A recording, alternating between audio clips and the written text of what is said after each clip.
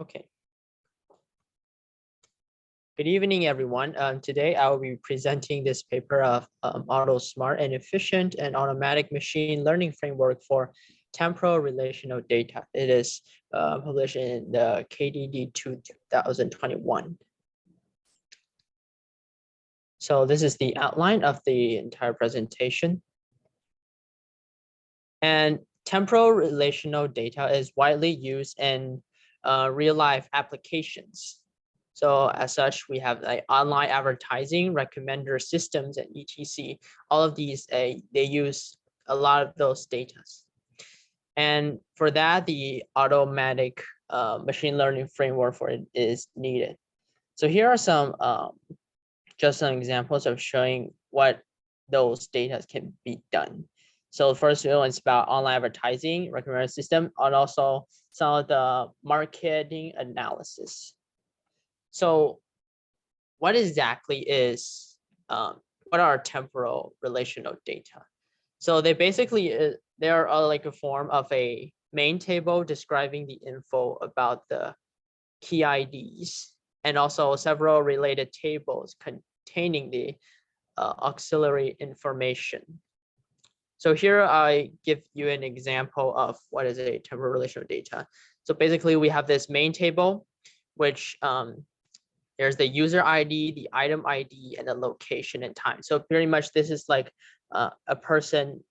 So like user is like a person, maybe he's trying to buy something, and this is the item, and from where he bought the item, and also the time of it by item. So the main thing here is the time. So that's why it's the temporal relational data. So with this knowledge, it can be widely used on the applications we just mentioned. So what is the key IDs is, in this example, it are the user ID and the item ID. As you can see, in the related table, which is on the right side of the main table, there are two tables. First one is about the user ID. So we know the first person, he's like age 28 and he's an engineer. And the person number two, he's age 20 as a student. And you can see the user ID, the related table one, it has the information of user ID, which is linked to the main table. And also for related table two, you can see the item ID, which is also linked to the main table. So pretty much that's how the temporal relational data is used. And also like there can be multiple related tables instead of just only two in real life cases. And also you can have related tables to the related table. So you can have more tables on the right side in reality. So this is an example of temporal relational data. And what those data, they contain 4 types of features. Those are pretty much the reason why it can be used in machine learning. So those 4, first one is numerical. As you can see, the user and item ID, those are numerical informations. As in categorical, it means like in a position, and here is like location. So it's like city A, city B. So in reality, it can be like New York City or San Francisco, something like that. As for multi-categorical, it can be like an example of when you go to a grocery and you buy items, and the items could be like a set of them. You can be like apples, pears, and peaches. It can be put in one category. As for temporal features, those are just the time features of it. So that's basically the content of the temporal relational data. So what are the challenges for building the auto machine learning framework for this? The first one is to how do we efficiently merge the information and capture the meaningful data? So as we see in the previous example, there can be many more different features and many more different informations that we could possibly use, but some of them are maybe irrelevant to the prediction or to the learning of this application. So we have to merge them and capture those data that are impactful to the learning. And also we have to control the time and memory consumption, especially in a world we use, sometimes we use mobile phones and then on those applications. So in that case, we need to have better time control memory consumption. And also we have to provide those automated solutions. So that makes us people, we can focus on things that only humans can do. And leave the rest to the computer, so we can just sit back and not need to worry about it at all. So these are the 3 approaches for creating a good auto machine learning framework. So now we're done with the background motivation. We will be introducing this framework this paper presents. It's the AutoSmart, and it claims that it is efficient and automatic machine learning framework. It has a great accuracy performance on time-related data. Time-related data are equivalent to the temporal relational data. Also, it can fast adapt to time and memory budget. So this means that given the application, if it requires a budget or a threshold for time or memory usage, this framework, it can quickly adapt itself to the under the budget use. And also it can suggest the effectiveness and efficiency on different data sets. So it doesn't just work on one case of data set. It has proven to be in multiple different types of data sets. And now I'll show you the overall architecture. These are the details we'll be going through later. So as you can see in the left bottom of the graph, you can see that this is the input. So you can have all those temporal relational data in here. And first, we do the automated data processing into automated table merging, automated feature engineering, and also automated model tuning. Those are the topics we'll be tackling. And also all of these merging, engineering, and tuning, they're under the time and memory control. So that is how it can work itself to adapt to different time memory budgets. So that is pretty much the full framework. Let's jump into the details of it. So first one is the automated data processing. So it's the automated data processing itself has been divided to different categories. So the first one is the feature definition. We have to first this framework, it has its own definition of some of the features. So in addition to the 4 features we just mentioned, numerical, categorical, multi-categorical, temporal, those features, this framework, it defines 3 new features. So they are the key feature, the session feature, and the factor feature. So what are them individually? So first one is like the key feature, which is the key IDs for each table. So in this case, we'll be using the example we just used before. So here, it's also the key IDs is the user and the item ID. So it is basically the same. And also, the next one is the factor feature. So this factor feature is selected from the key features that can fully reproduce. It can represent the individual IDs. So in this case, it can be the user ID or it can be the item ID. So it's basically like choosing one from the key features that best suits for the learning process. The third one is the session feature. So this is selected from the categorical features. So as you can see, it is selected from here. But it's like, as an example, it's like the location. But for a better example for this, is actually like IP addresses that can pretty much determines like, okay, so what is the information of this ID, of this user ID?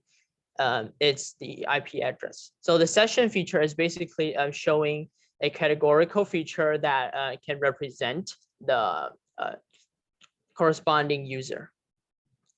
So these are the new features they they define, and also they remove some of the less informative features. In this example, we can only see 4 of them, but in reality, they might be a lot of them, right? So you can have different maybe irrelevant features that it doesn't really help the training. It doesn't really help learning. So we can just remove them. So basically, they just in this framework, they define new features that are later used for the processing, and also they remove some irrelevant ones. Excuse me. Okay, I'll continue.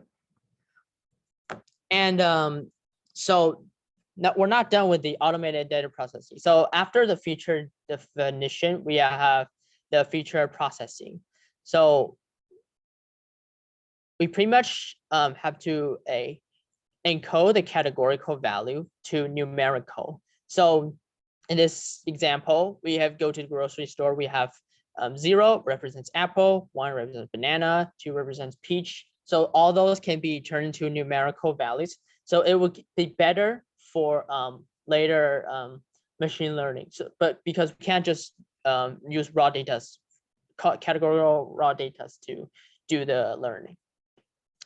Also, we will keep the raw data for numerical and temporal features. So since numerical, they are already like maybe integers or maybe there's numbers, so we can just keep them raw data. And also for temporal features, which will later be defined to a better way, but now we just keep it raw data. So this is the starting point of automated data processing. So now we're done with the processing where we have dealt with all the different kinds of features and we have defined the features we were talking about. Now, next stop is to go to the table merging. So as we've seen in the example, we have 1 main table and 2 related tables. In this graph, it shows 1 main table and 3 related tables, and there are related tables to another one on the right side. So this is a kind of a bigger table set. So for those table merging, our goal is to merge all additional info to form a new informative main table. So pretty much we will have a data, which is basically just one big main table, which is located here. So how do we use it? So there are ways of merging those tables: 1-to-1, many-to-1, 1-to-many, and many-to-many. So it's shown in this graph. So this one, it says 1-to-1, m-to-1, m-to-m. So next one, I will give you some examples of what do those merging means. So we will just use the 2 probably more complicated ones. So the first example is many-to-1. So as you can see in this graph below here, you have the C01, N1, F1, and after the merging, it becomes a new table. So 2 tables becomes 1, and those features from related table 1 is added to the main table. And what does many-to-1 mean is you can see in these examples, the main table, it has one feature, one ID, one key ID. It has different features. As for the related table, each ID, they only have 1 feature. So how do we merge them into this? So basically, we can have there's an example of showing what does that mean. So like first one, you can be this is the staff ID. So we have this information of the monthly cost for this staff. So this person, it spends 1.2K in the first month and maybe in April, and then he spends 1.2K in May, 1.5K in June. So this is the monthly cost. And F1, it can be represented as monthly average income. So in this case, then this staff, it has a average of 3.6 monthly, 3.6K of this. And after we merge it, we can see in this table that although it is only one, but then here the features becomes three because it has to represent. This one is for April, this one's for May, this one's for June. So that's how they do the many to one. This is just an example of how they merge the tables. And the other one is the many to many. So here we have the same, we have the similar data, but with a little bit different. So as you can see in here, the related table, it's also one ID with many features. So in here, I can give another example of, okay, still it's a staff ID, and then this is the monthly cost, and also the one that was an average monthly cost, now it becomes an individual one. So in this case, you can see that these are 2.1, 2.5, 2.6. And so that's how, and if they merge it into the new table, it will be the average of the two features of this main table. So this is how they do the many to many merging technique. So as you can see, we have so many different tables, and now we can, after all those merging, automated merging, we hope to get into like one big table. So what do we do with the table? So that's for the next part of this is for automated feature engineering. So basically, with those features given in the table, we want to generate those features out, and based on the merge table. And also the second part, we need to select the features that are vital to the learning. Why do we need to select them in the first place? It's because doing all those learning, if we just choose all the features in the table, it's going to cost a lot of time, and also the memory usage is going to be high. So by selecting the important ones is good for the reduction of time or memory usage. So in this one, we can see it's been divided into two sections. First is the feature generation and feature selection. And also you can see there is a little divide into four sections of this. So we'll be talking about it. So it has been divided into four: first, second, higher, and categorical. So the first order feature is basically the baseline of the features. It's the one we mentioned, and it's also the one the framework defines. So in here is like the key, the session, and the factor. These are the three new definitions the framework gave. And also, now we have these features. The second order, we have to combine the baseline features with other features. So these features are closely related to the key session, to the baseline feature. So these are a bit closer than the other ones. And here, the most cases are numerical features. As for higher order features, we have the temporal features here. And how do we deal with those? Because it's gonna take a lot of memory space if we simply have to define every single timestamp. So here, after generating those temporal features, we can divide it into time buckets. So what does that mean? It's like we can divide them in a time interval. So it's like, okay, this purchase happens in Monday, this happens in Wednesday and Thursday. Of course, the actual learning is not going to be that long. It's usually going to be a 1 second, 1 minute, or an hour, or something like that. So we put those temporal features into different time buckets. So that way the memory usage won't be that high. Also, we have the categorical features. And as we might just said about those categories, it could be a set. So as like 0, 1, 2. So these features cannot be used in learning. So we have to think of a way to like encode into learnable values. So here's a very simple way of doing so is to example of changing a set 0, 1, 2 to 1. This is basically just the mean of the set. This is a easier way, but of course, in real cases, maybe you need other kinds of encoding to do so.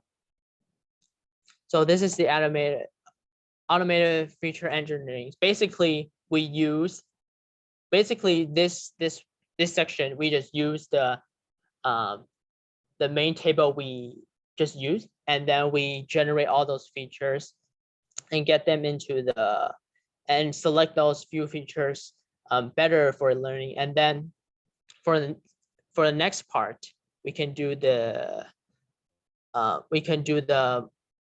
training. So this is the next section is about automated model tuning. So basically it has two sections. First one is a hyperparameter tuning, which is we choose the best hyperparameter for learning. So it's basically for a very simple example, it's just using the learning rate of the model of the learning. And we use this word hyperparameter maybe in other machine learning cases, we say number of layers or anything. But here is just we can use this hyperparameter tuning to find the best one. Also, the assemble learning is basically we can form an assemble of prediction models. So instead of just one single prediction model, we train it through multiple models. What does it do? It basically just brings randomness to the model. So you can handle those data which might have some extreme bias characteristics. So in that way, assemble model, you can you can reduce such of the impact of those data.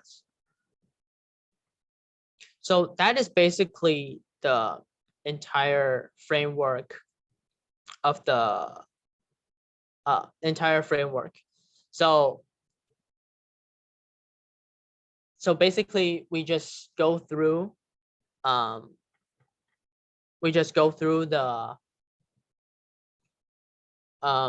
model selection and doing the table merging, and then we do the automated feature engineering to generate those features, and then we can do model tuning.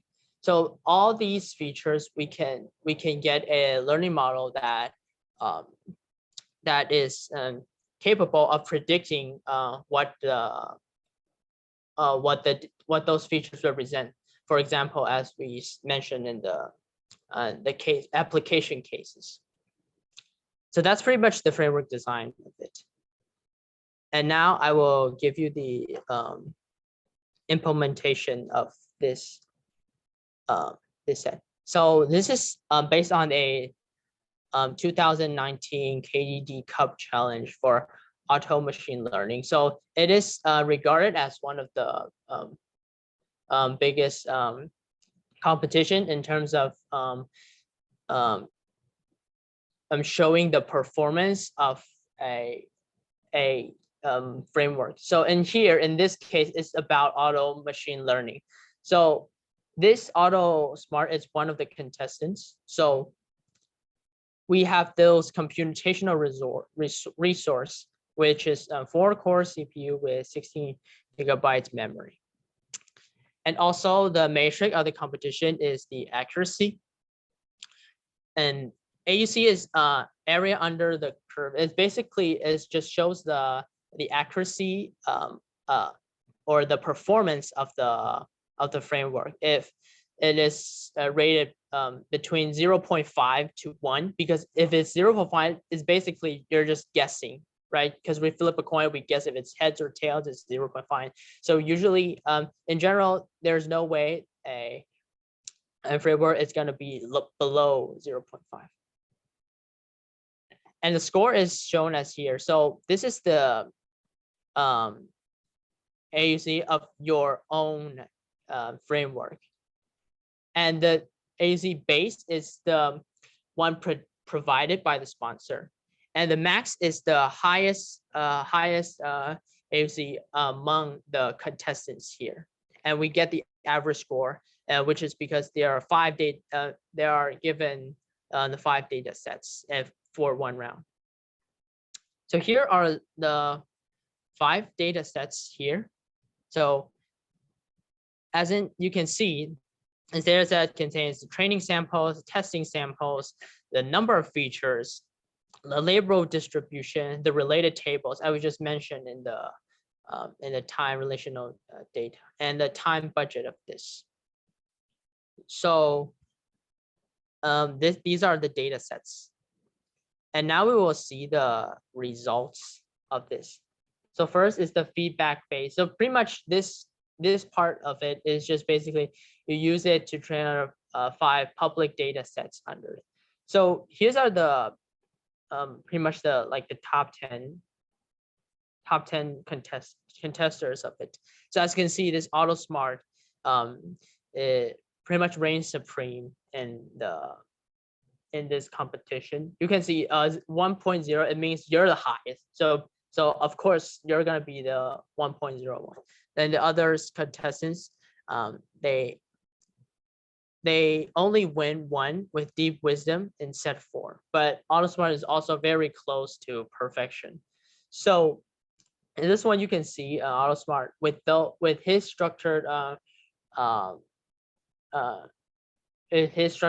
kind of framework design, he can win in most cases. And also we have this blind test phase, which is 5 private data sets. And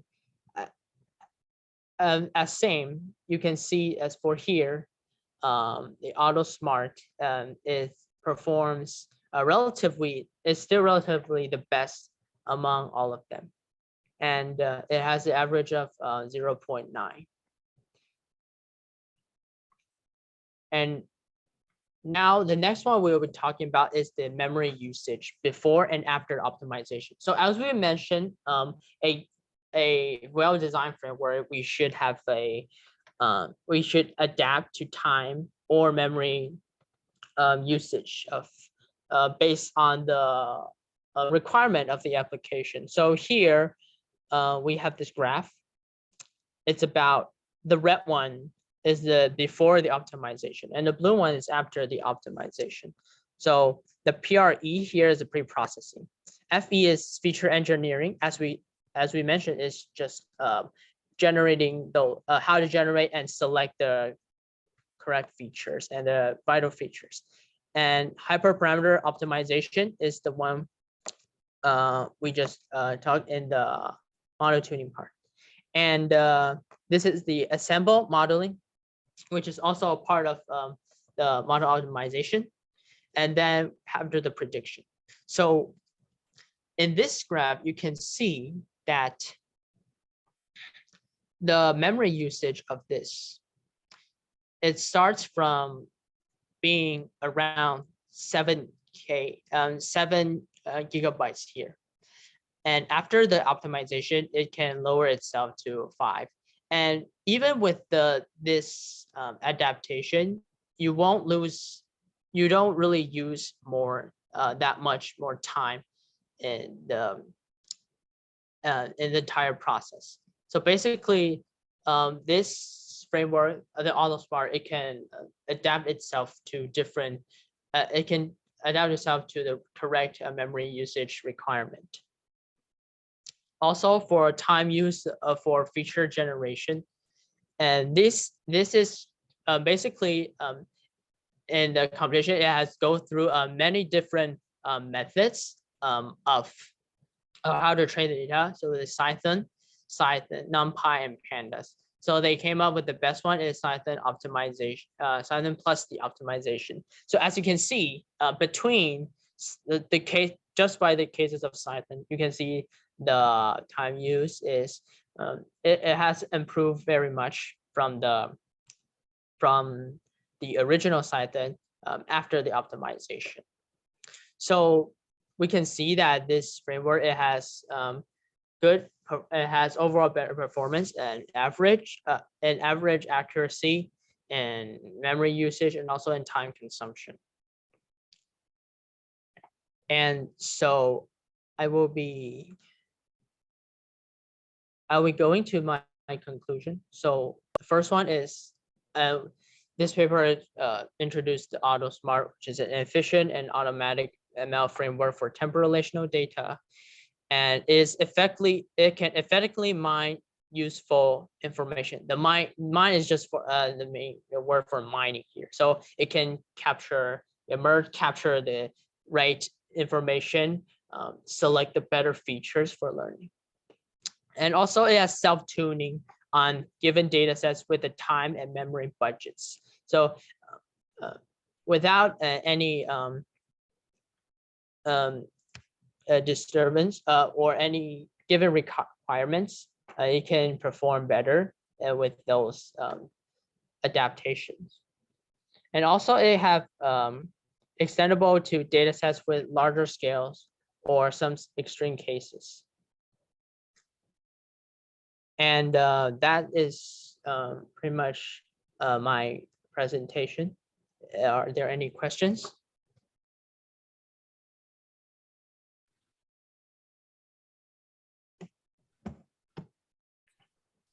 Well, probably I'm a little bit narrow mind or something, limited to our own research area.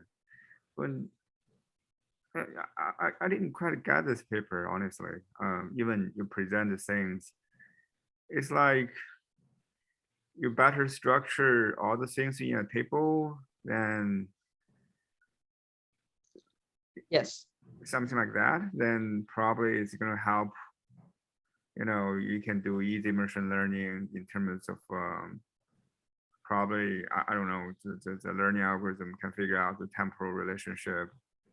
And I don't know, it's hard for me to summarize it. So I mean, I didn't quite get the contribution for this paper, honestly. So this is a data mining area paper, or is I don't know, it's a data structure domain paper? It's basically like data mining is so it can use better, it can get better features off of the massive information from a temporal relational data. Well, Because yeah. that's a typical way they're doing research.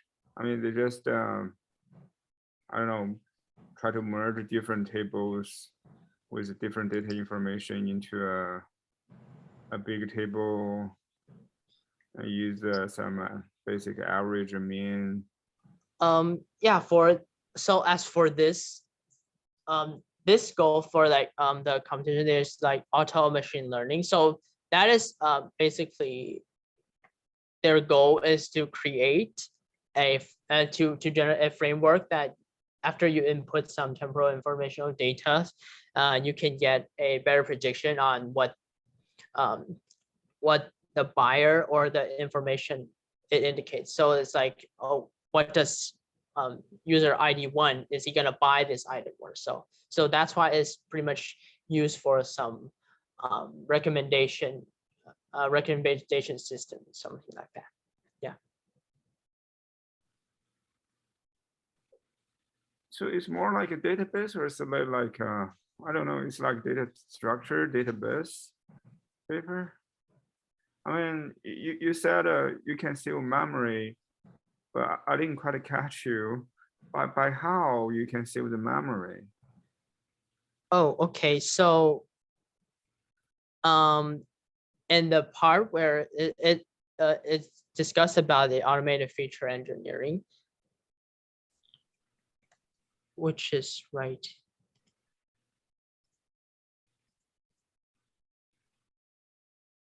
Yeah, so which is right here. So pretty much this is how they can sorry save the memory basically right here to like select the features invited to the learning, and based on this framework, this structure they provided.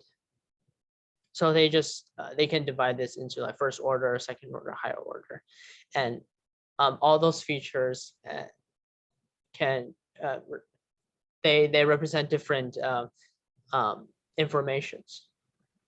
That's where they save the memories.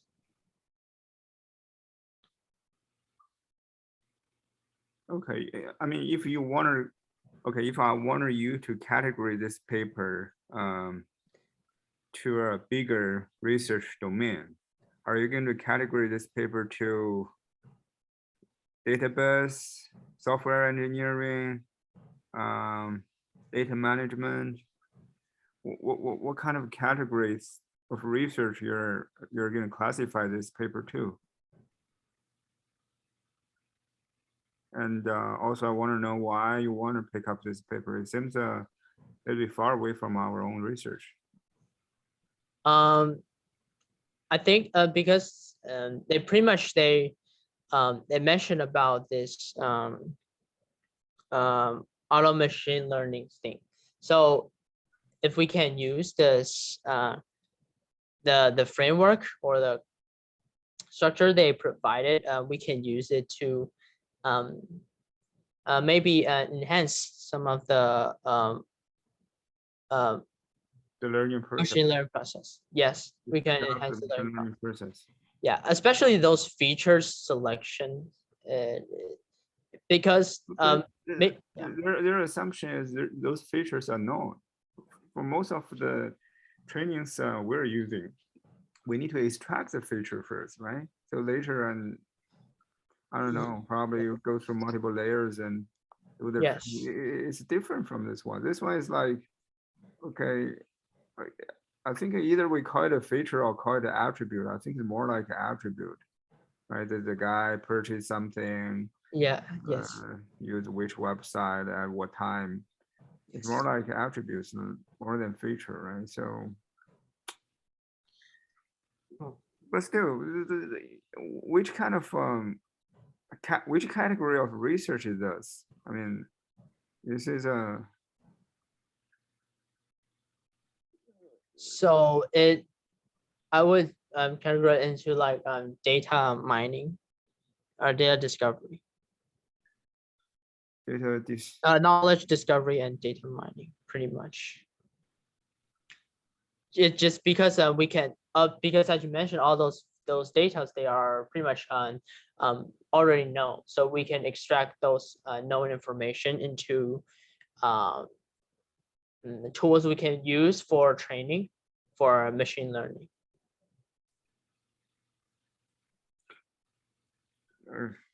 Yeah, probably it's too far away from the things I can understand. From my point of view, I think it is just reconstruct all this data and the attributes, and they do certain kind of data management, and so that they can facilitate, I don't know, auto training, auto learning, whatever.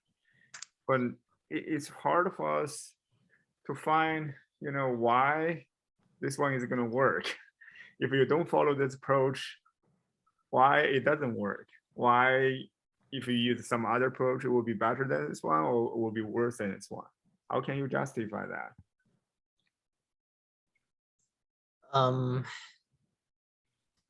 So with what this paper provides, we can pretty much get Okay. it from the results. Let me refine my question. Okay, if I Okay. propose another framework, Yeah. okay, say for example, I don't use the first order here. I only use the second order and a higher order feature combination. Okay. Then compared to your framework, is it going to be worse and is it going to be better, and why?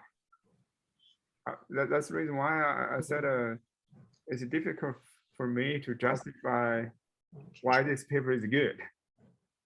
Okay.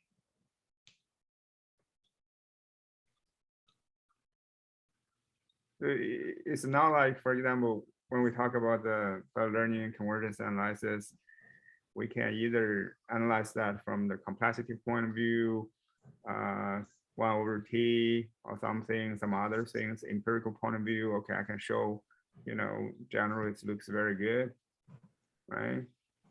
Yes. This one, Hey, Dr. Pan. yeah. So yeah, this paper actually is not a research article. So you can categorize it as the data processing. Actually, they are providing the data processing. So and also, so this article is accepted to the application data science track. It's not the research track. Oh, okay. Yeah. So So it's more yeah, like for a workshop for some, like for no, it's no. yeah, not a workshop. It's still the full paper, but it's focused on the like data science just for the application. So Okay. actually, for the entire framework, it's just how to say, it's just doing the data processing. So for this design, how to say, so that's also the problem for the application data. For some data, if you use some reasonable design, it doesn't work. But you use some somewhere that you cannot explain, but it can work very well. It's So like, that's why, yeah, that's why in this framework, actually there are a lot of places, how to say, it's very hard to understand why, just like why they merge multiple table to a larger table. They just use the average or other things, but they cannot convince other people why it works. yeah, that's true. It's like more like a case to case or kind of industry design, right? So Yeah, industry design. Actually, in industry, a lot of people are doing. I think when they are working for the software engineer, actually they are doing this kind of job because they have a larger size of data. So every day they just like process this, just find one way that can process it well. That's good enough. They don't need to like explain why it work well. okay, so it's a typical paper, like Mm. it works, but we don't know why. Yeah.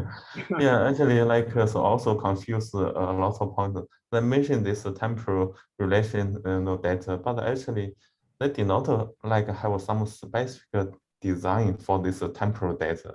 Exactly. Like Yeah, yeah, for typical some temporal data analysis, right? yeah. Yeah, there should be some algorithm or some links you talk about the temporal relationship, but here I didn't figure out where they talk about temporal things. Even for the OSTM, there a part, you can figure out, Yeah. okay, that's related to the temporal stuff. But here, Yeah. That's also why they call it as a future engineer. Actually, future engineer, a lot of people are doing like this. This problem is very challenging because they need to process the real world data, but the solution usually are very simple. It's just like develop some very simple solution to make it work, and then it's valuable to the industry. so so their idea is basically based on some instincts or based on some I don't know. I don't think they have like any like interesting thing. I think how to say, they just want to make this method works for the provided data set. That is, I think that this solution is from the KDD 19 competition.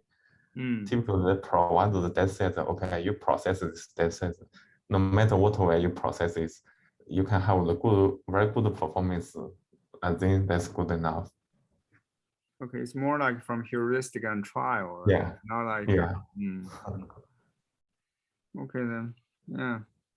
Yeah, if don't think about the scientific value. If you try to figure out the scientific value, I think it will fail. They don't have too many scientific value. Yeah. Juan, did you get Dr. Yuan's explanation? Yeah. I actually agree with the Dr. Ren's. Yeah, pretty much that's how I thought about when I read the paper. Oh, I think you should do this after your graduation, right? So to go to the industry in the future, you do something like this. But when you're still PhD here,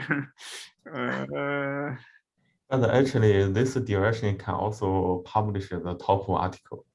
It's just how to say. I know the top 4 security conference. So usually they have some very interesting things. It's very simple, just like this.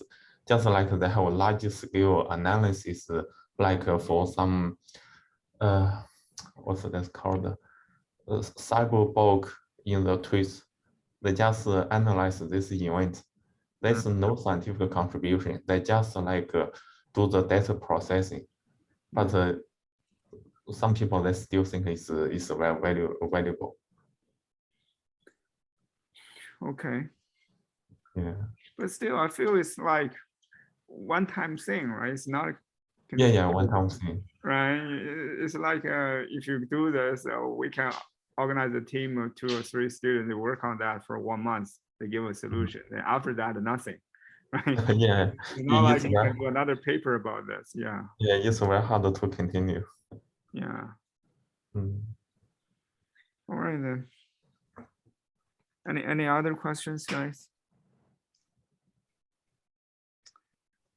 Okay. If you know, thank you, Juan. Thank you everyone for the attendance. See you guys next week. Bye-bye. Thank you.